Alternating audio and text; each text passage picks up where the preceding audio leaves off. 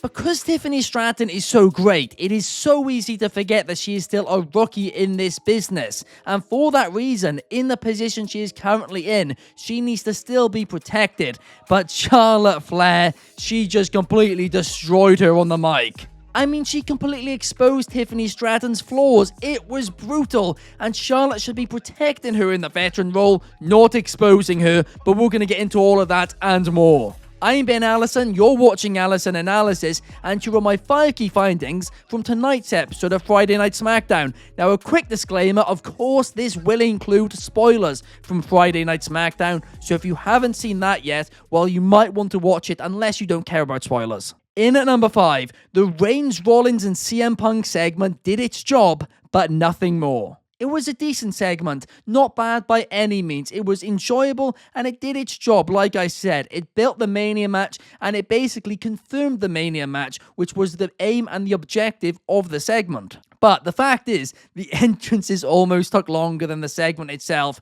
Very little of anything was actually said, and it's because of how great the segments usually are with these 3 guys that I did kind of have higher hopes. And again, I want to make it clear, I'm not complaining here about this one, but I did expect it to be a little bit better just because of how good these 3 guys are. Of course, they all pointed to the sign. It's clear now a triple threat is the plan at WrestleMania. It has been clear for quite a few weeks, but in case you didn't guess it, now you know it. But the real highlight and only really noteworthy point of this segment was Seth Rollins mentioning the favor, and more specifically, the look on Paul Heyman's face when he did that. I mean, Heyman looked completely and utterly shocked. What is this favor? Because I'm fascinated in that. That is the one thing they really have built well all year, and I just hope it's not a letdown, because the longer they leave this and the more they tease it, the higher the expectations are going to be. Sorry, I realized I said Seth. I meant CM Punk about the favor.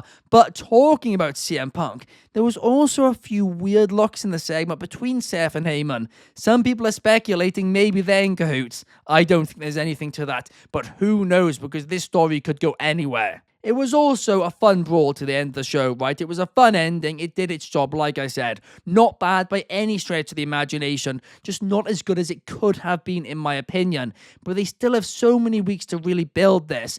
And yeah, it did its job. In at number 4, this is the best booked tag team division that I have seen in years. We have a 5-way storyline with tons of different storylines within it in a tag team division. I mean, this is pretty much unheard of in any wrestling company, but I am loving it. DIY basically went to Pretty Deadly on the episode and gave them the same offer that they offered to Pretty Deadly a couple of months ago. And of course, they screwed over Pretty Deadly. So Pretty Deadly, well, they said no boys, and they went away. The attention to detail is so good, and listen, I get it, it's a low bar, right? Our expectations when it comes to tag team wrestling over the years are just at an all-time low, but I'm still so glad they are finally paying attention to it now. But the question is, could Pretty Deadly win next week? Well, of course they could, but will they win next week?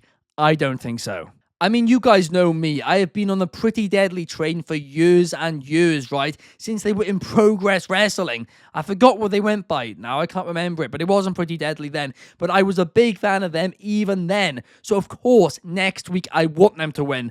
But the Street Profits have only just won the Tag Team Championship. And they waited 4 years to get them back. So I can't really see this reign being that short. But a lot of people are speculating that maybe all 5 of these teams could be holding the tag team titles on the road to WrestleMania. And if that is the case, well, perhaps this could happen. But regardless, I definitely think we're heading to a 5-way at WrestleMania. Now, the question is, will ladders be involved? Because I really hope they will be. This feud deserves to have a ladder match, a proper special attraction element to it, because of how great the feud, how great the story is. But at the same time, I'm not entirely sure what they're doing with the Intercontinental Championship. Part of me does still think there's a possibility, albeit a small one, that they do a 6-man ladder match. So if that is the case, well, maybe this will just be a normal 5-way, but I'm really hoping we do get to see a ladder match. In at number 3, Jade Cargill's loss should have felt like a much bigger deal. It was her first pinfall singles loss in 555 days, and also her first singles pinfall loss since she came to the WWE, yet the commentary team didn't acknowledge either of those. And listen, Liv is a former champ. I'm not complaining about Liv beating her, just to clarify, just to make that clear. But her first loss should have felt like a much bigger deal, rather than being on the middle of a card on a random SmackDown. And yes, I get it. This advanced the Naomi storyline and got heat on Naomi. It did its job.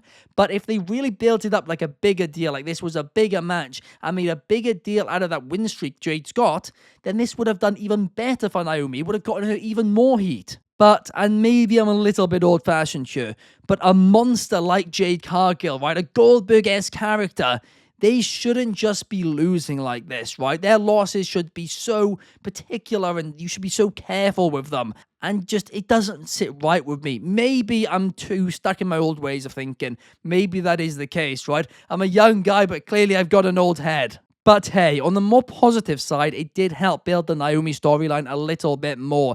And I'm so glad to see this heel Naomi. She needed a fresh coat of paint, and now she's gotten one. It is fantastic, and it is really refreshing to see as well. Now, before we get into the top 2 key findings, if you guys could leave a like and subscribe on this video, that would be massively appreciated. Here at Wrestling Republic, we create between 5 to 10 free videos every single week, and in addition to that, we do a live daily stream 7 days a week at 8 PM UK, 4 PM Eastern, and 1 PM Pacific over in America. I really hope to see you guys there. Thank you so much. In at number 2, I'm hyped for Owens versus Orton, but it should have a stipulation. Honestly, the opening segment tonight was the highlight of the entire show, and yes, again, that was a low bar, but I really enjoyed it. Owens trying to apologize to Orton was gold. He realized that he's brought back the old Orton back to life, and he is now in a lot of trouble. But Orton was having none of it. He said, "I don't forgive you. In fact, I want a match with you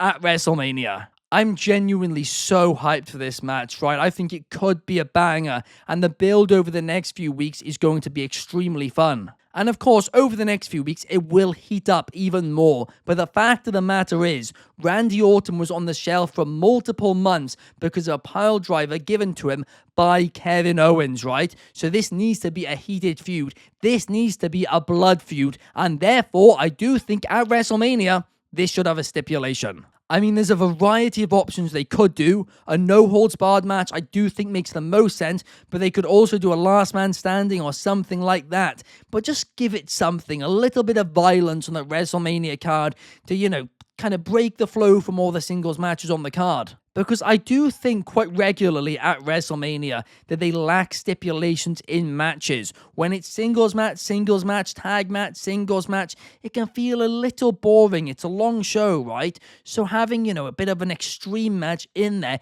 it does mix it up. It does, refresh the palate, let's say. But also it makes sense for this story. In at number 1, Charlotte cooked Tiffy way too badly in their interview. I get the point here, I understand the point here is to make Tiffy feel like an underdog, but this went way, way too far. To the point where it actually hurt Tiffy coming out of it. I mean, Charlotte destroyed Tiffy on the mic, and then Tiffy would try to respond, she'd stutter a little bit, and then Charlotte would talk over her. I mean, Tiffy came out of this looking terrible. And I'm not exaggerating when I say this, but this really wasn't too far off Cena and Austin Theory levels. It really wasn't. Now, the difference is, Theory was not over, whereas Tiffy is, so she'll be okay, right? She'll be able to recover from this, but it has hurt her. I mean, this segment was awfully produced, badly written to begin with. It was not a good segment, but Charlotte in that veteran role, should try and recover it. Instead, she made herself look better, but made the segment and Tiffy look a lot worse. I know Tiffy is so over, but we can't forget she is so green. She is so new to this business, so she does have to be protected. She's the women's champion after all, and this segment, it did not do that. And I'm going to be honest, if I was WWE, I would not be happy with how Charlotte handled this stuff. She really exposed her weaknesses. But overall, I have loved this European tour so far. SmackDown last week was a banger. Raw this past week was a banger. But tonight's episode was a snooze fest. Honestly, I almost fell asleep multiple times during it. The opening segment was very fun. It was a lot of fun, right? The closing segment did its job well. But the entire rest of the show, I mean, it was nothing to note. Completely skippable. And I was saying this a month ago, right, with these SmackDowns. But a 3-hour show on a Friday, you can't have 2.5 hours, which is skippable. It's not going to work and people aren't going to tune in. But hey, hopefully they'll bounce back better than ever next week in London as well. I'm excited for that one. But thank you guys so much for watching. I hope you did enjoy this video. And once again, if you did, please leave a comment down below letting me know your thoughts on tonight's episode of Friday Night SmackDown. I will see you guys in the next video. Peace!